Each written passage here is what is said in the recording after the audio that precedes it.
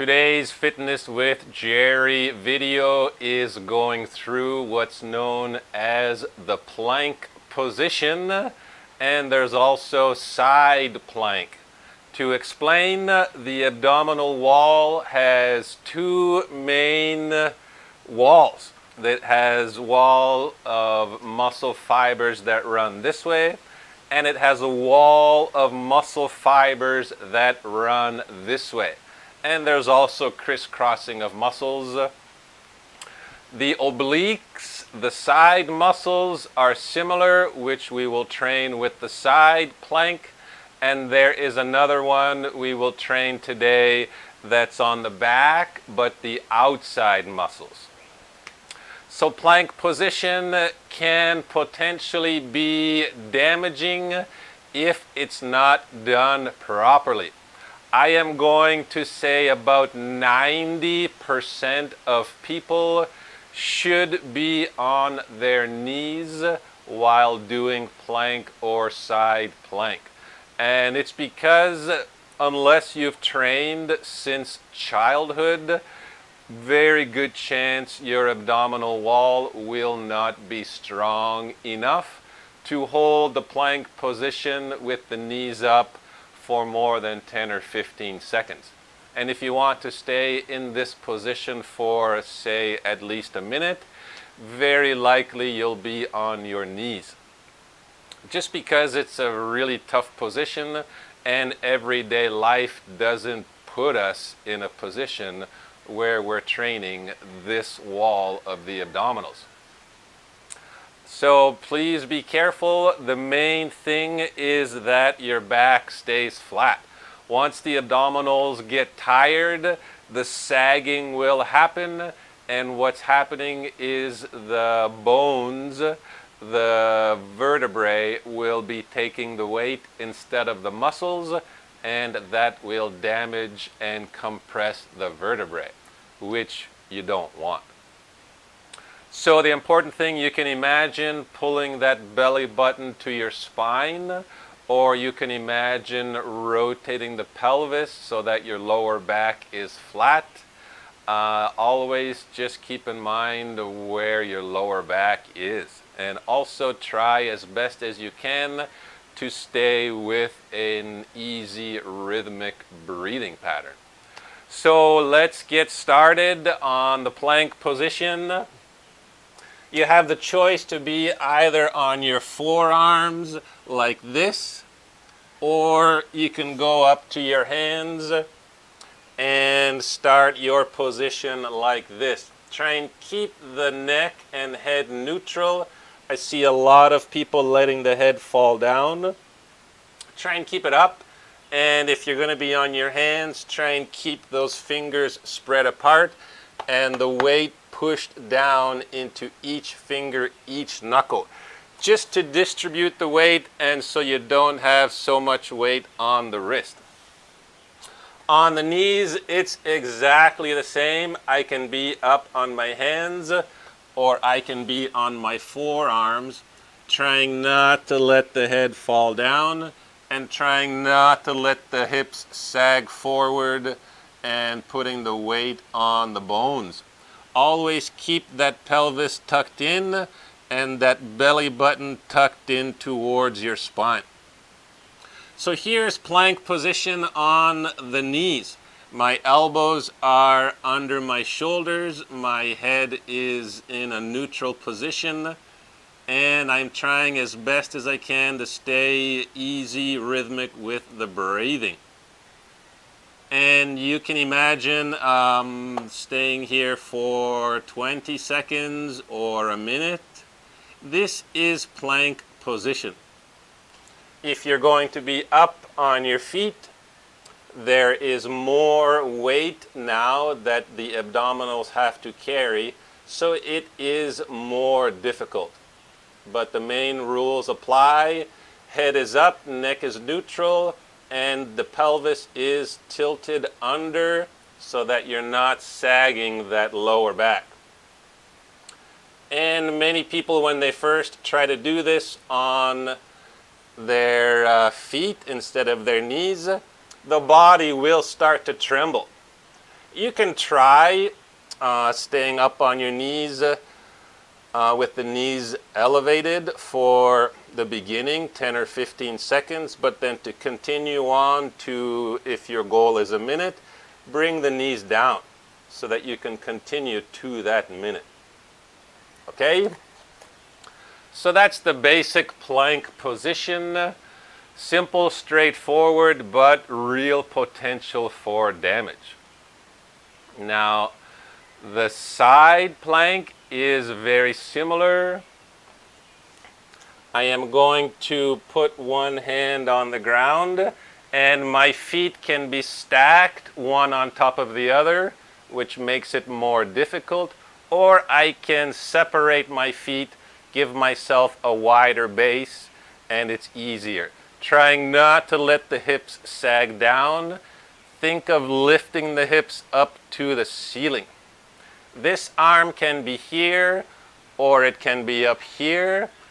If you're on your hand, same thing, try and spread those fingers, push each finger into the ground to distribute the weight. You can also be on the forearm. Same kind of thing with the feet, they can be one stacked on the other or separated. Hips are still pulling up, arm can be here or here. Okay, we were here before the camera stopped working. I apologize, inconsistency again, but we got over 6 minutes of recording for that first time before the camera shut off. So let's continue. If you're on your knees, the bottom knee is bent and the top leg is straight. So most of the weight is on that right lower knee. And same thing with the hands. I can be on my forearms or I can be on my hand. Hips are pulling up. Head is as neutral as possible, trying not to do anything unusual with the head. Trying to keep also the shoulder area relaxed. There is going to be a lot of weight on that shoulder, and it will get tired, especially if you're doing 1 minute or 5 minutes. This arm can be here or here. And same with the hand, try and keep the weight distributed, keeping those fingers spread apart. So that's the side plank. Now I want to go into something that I didn't learn from anyone else. It just came to me about a year ago. Really good for training the outside of the back, this lower area right here. So starting in side plank position, I am going to bring that leg that's on top behind, and I'm going to lift my hips up. So right now I am getting a lot of weight on this outside back muscle and strengthening an area that's usually very difficult to reach. And the hand can be up here. And I'm also feeling this glute, the outside bum muscle, and as well that lower leg, the outside of the leg muscles. So I can hold this for about 15 seconds, making sure that my hips stay pointed upwards, and then I would rotate back to the starting position, take a break if I need to, and then I can show you from this opposite angle. So I start in the side plank position, I bring this top leg back, and then I can lift my hips up, get a nice strengthening happen in this muscular area right here. Trying to keep my head, neck, and shoulder as relaxed as possible, choosing where I want this other arm to be.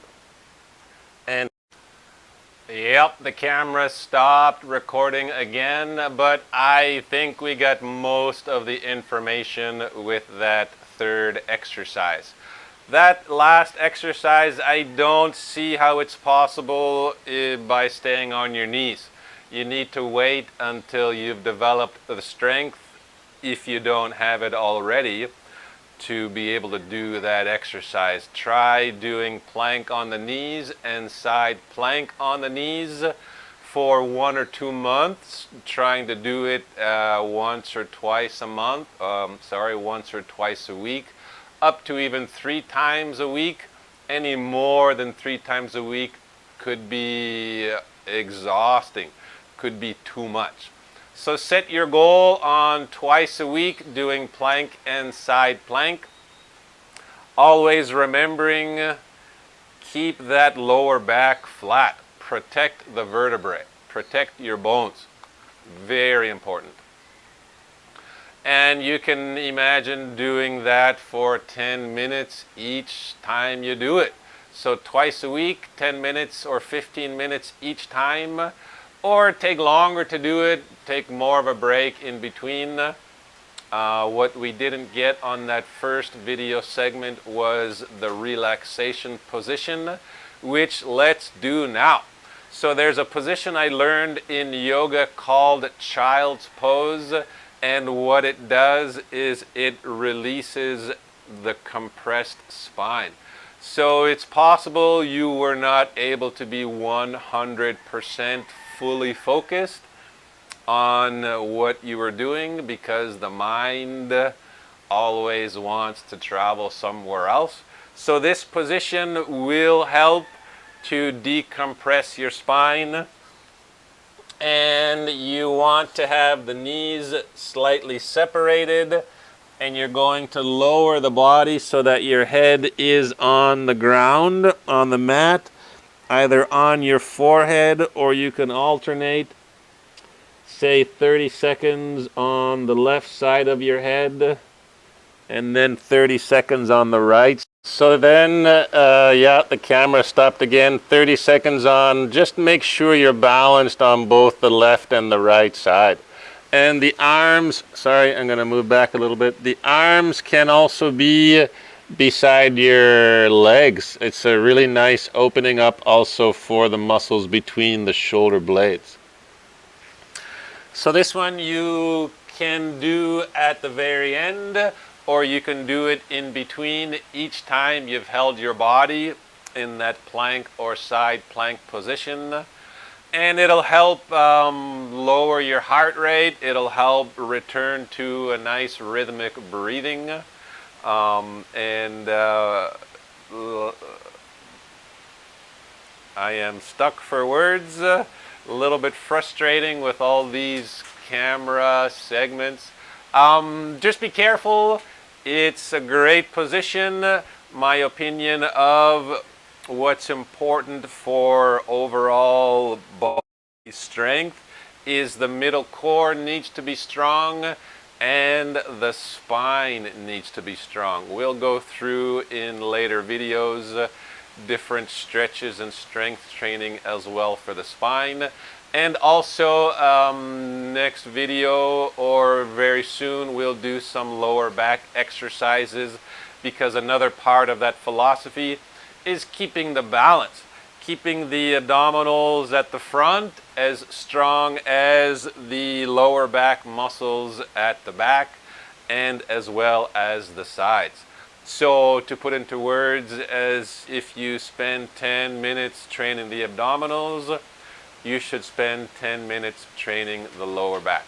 So thanks for watching. Again, my apologies. I don't know what's wrong with my camera, but we got these 4 segments and I'll put them together, which will be one video for you.